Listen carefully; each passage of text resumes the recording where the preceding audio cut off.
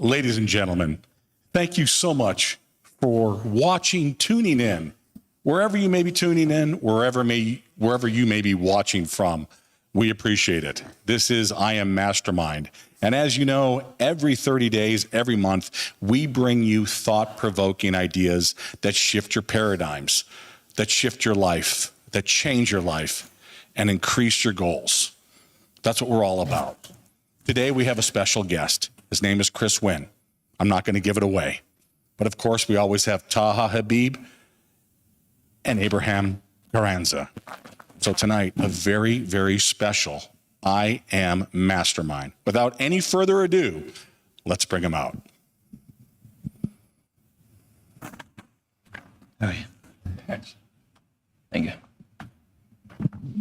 Welcome, everyone. Welcome to I Am Mastermind. And once again, we do this every month. Thank you guys for here. And really, you that are here, really thank you for betting on yourself. Yeah. All month, it's been on organized planning. And our workshop is going to be on devising and organizing a plan to a definite end. Just a little intro on me. You guys know us, but just a little intro. We started I Am Mastermind several years ago, and the vision is to go global, and that's what we're doing. We are already international, and we're building institutes of the mind. And our purpose is to help consciousness, help humanity to evolve and have a place when they're ready and willing to design and create their own life and have a creator's lifestyle. We have a place for them. My name is Taha Habib. Most of you guys know me, but I'm originally from Iran, and I came to the United States 12 years ago. My life has changed so much after studying about mind and studying spirituality and studying with I Am Mastermind. Abraham has affected me quite a bit, impacted my life of changing the way I think, and he started I Am Mastermind, and I want to be part of it because I see how it changed my life, and I want to pass that through me and help others to create their life and change their life. I'm very grateful to be here today, and I want to thank everyone that is here today. We're going to get started on entering into the mind. To you guys that are live streaming, we're going to go through the first start of it. We're going to go to the mind and what does the mind mean and how does the mind work? And then we'll go into the goal creation part and organized planning. I want everyone to understand the way you're thinking is already a plan. Once the seed has been provided, it has its degree, it has its plan. And this is the reason why you've been stuck for so long, and some of you may wonder why, or not been able to break the habit of being yourself. But it's not on accident. It's a design and a plan that's already built into your subconscious mind. But it's through awareness, and it's through that awareness that you can rewrite the plan. And whether we understand it or not, or whether we devise our own plan, that seed already has its organized plan. So it's up to you to be aware enough and be willing enough to change the plan, change the directive. This organized plan has already been derived because consciousness arrived at a space and time and reality. And because of this plan, you've been living life really from the design of the program. Are we able to, is there a certain spot I need to be at for this, Zach?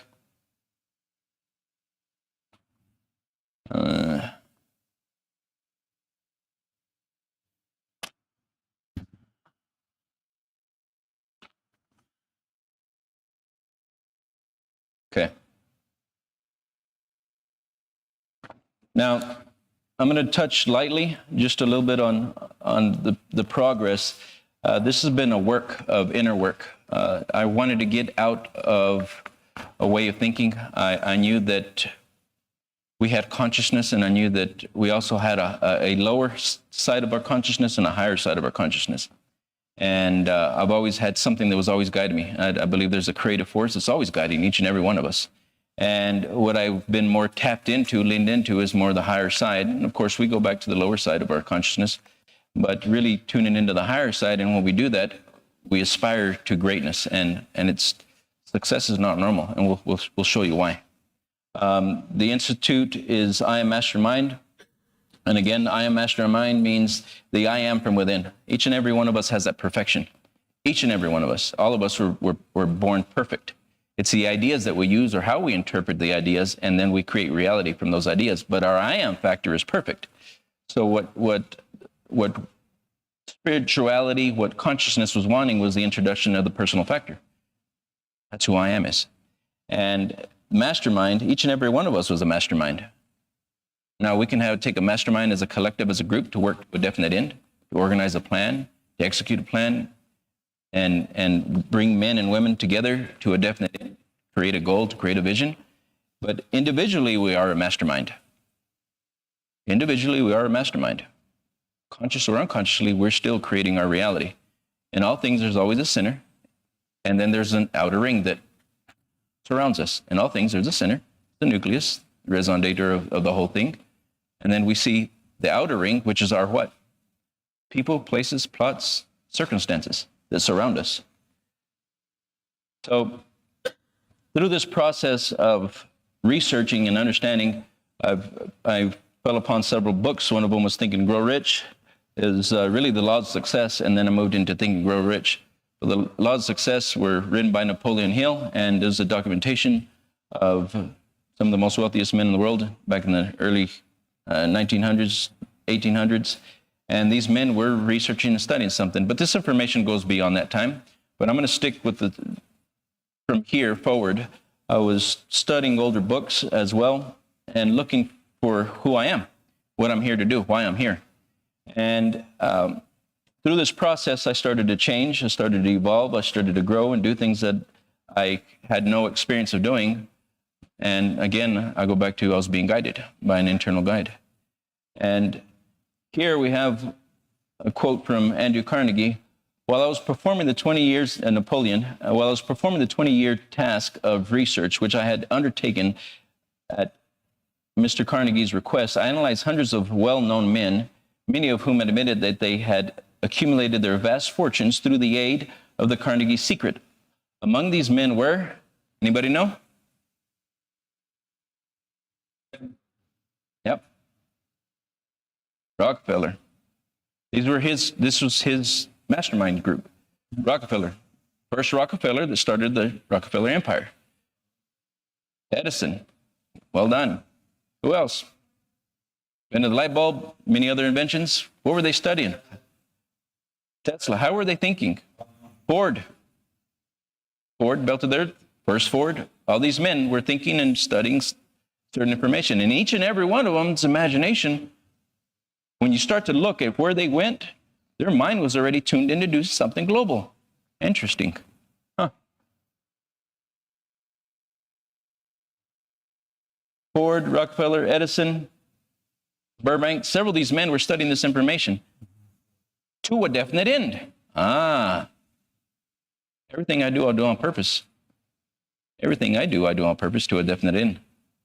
And if I'm not, I change it immediately. So here we have this information that's gone through the centuries, through the years, and we have this information that's being passed down. I was already studying these old books, and I was looking for more. I was always in the desire for more.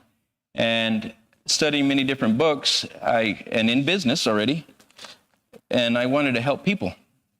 But I had to be able to communicate, to transfer this information. I had a broad sense of this information, and I was doing things in a certain way, but I was not able to articulate it and communicate it in an effective way. And once again, and also there were certain pieces that I needed to understand a little bit better as well. I asked the universe. I don't go into religion just because everybody has their own definition of what God is, but I asked the Creator for guidance. And 3 days later, I received a phone call from some businessmen, and they introduced me to Bob Proctor. I started to look at the videos, and I said, good. And then sure enough, he's researching, studying the same books I was, and he's a bunch older than me.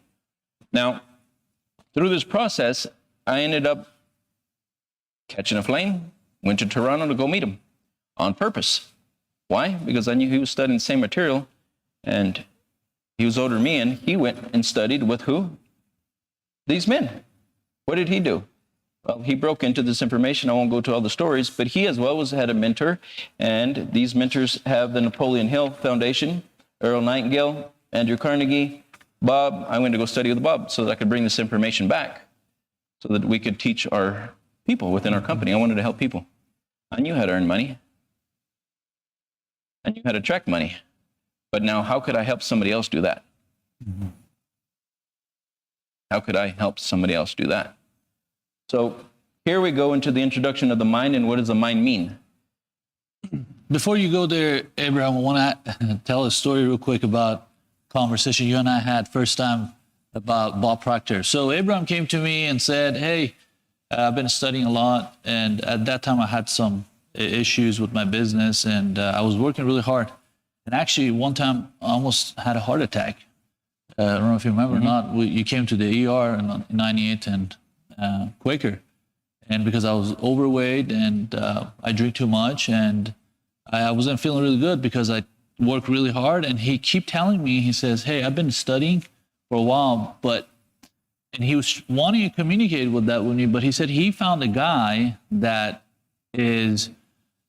knows the information and can help you understand you and reprogram your subconscious mind. And to me, he was trying to tell me what it's coming from, and I thought he's talking about intellect, because one of our higher faculties is memory, and we go to school, we memorize the information, and we think we got it. So when he told me that, I said, I don't think so. I need that, and that's what average individual thinks. I don't need that because I went to school. And he goes, no, that has nothing to do with that. You need to study that. Anyway, he went in and studied, and I saw changes in him, and it encouraged me to go in and study. But what I was wanting to say is, when you start understanding your mind, we're product of learning. All of our life is product of learning. Every one of us learned from our parents, what they knew, how they knew, friends, teacher, and they gave us what they had. And they didn't truly understand the mechanism of mind and the premises that we live in, and the universe and how it works and the laws. And then these men are people who have a study mind, and they have studied the laws, and they know how this nature that we live in works. And when I start understanding, I rather learn from these men who have mastered the life versus listening to average individual that has paradigm and negative thoughts and limitation.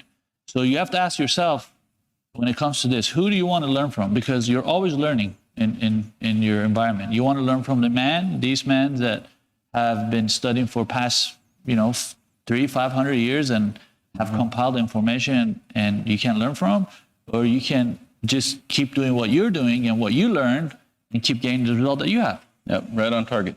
Yeah. So we learn from our community. We learn from our habitat. We learn from the people we came into.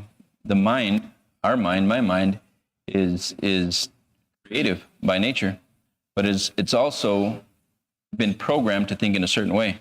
And if we don't go beyond that certain way, we keep producing more or less the same results. We're going to go into the mind here, and what does that mean? And like Taha was saying, we didn't really understand the connection between mind and matter, mind and hand.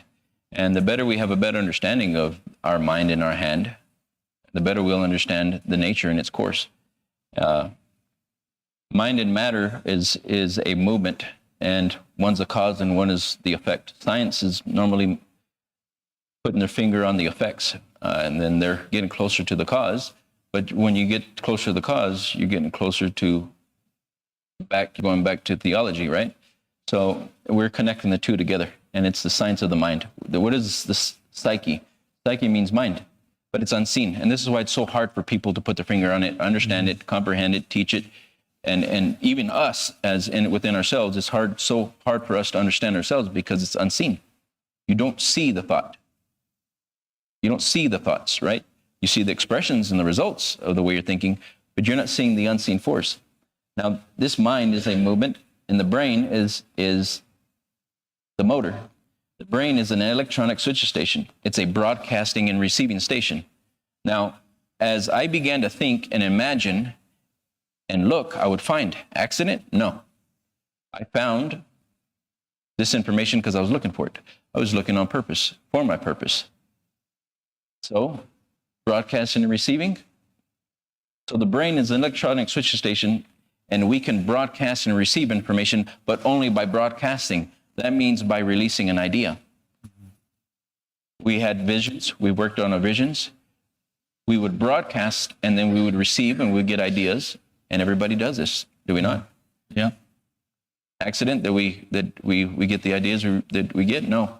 We're starting from a starting point, whatever that is. So it's having the right starting point. But who are we? But who are we? Right? So when we begin to understand the truth, a lot of people get this backwards. They get this backwards. We are spiritual beings experiencing a physical reality. A lot of people are looking for spirit, looking for spirit, looking for spirit. Well, they are spirit.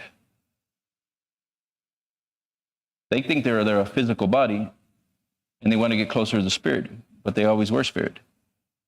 But the spirit is unseen. Words are unseen. Thoughts are unseen. But you see the representation through the body.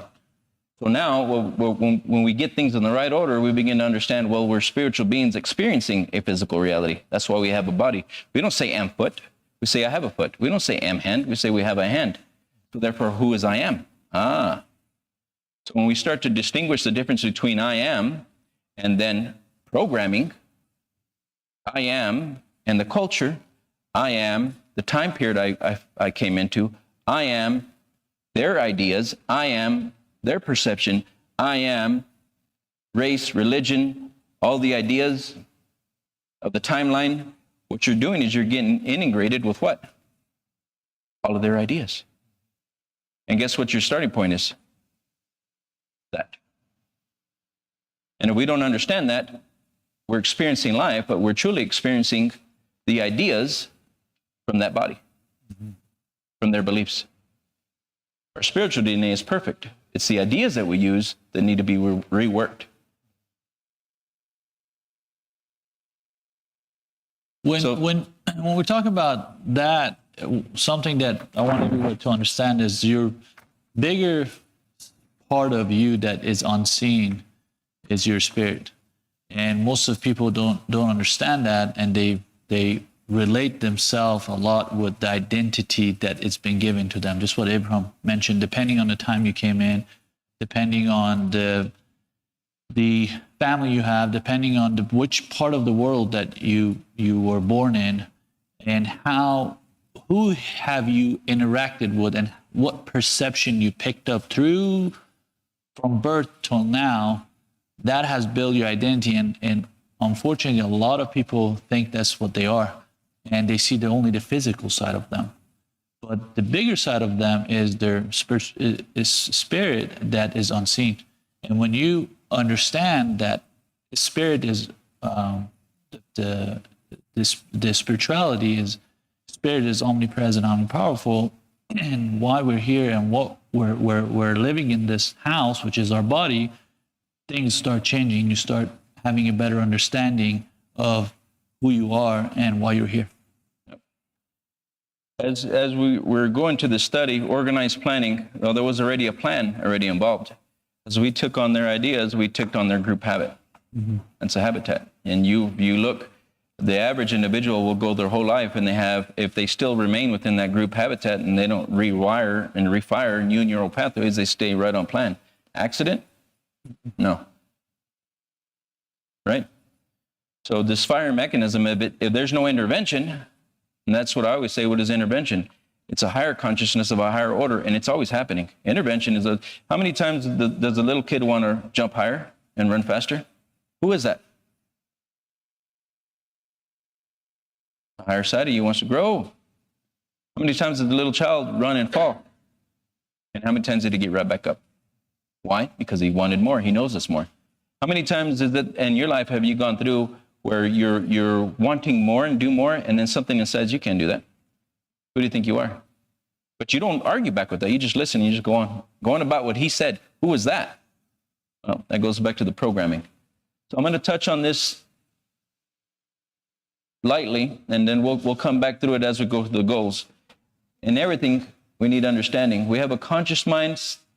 We have a conscious mind, subconscious mind, and then we have the body. The upper half is the conscious mind. The second half is the subconscious mind, and then we have a body. Now, it's in the subconscious that we have this program. We have a filing cabinet in here.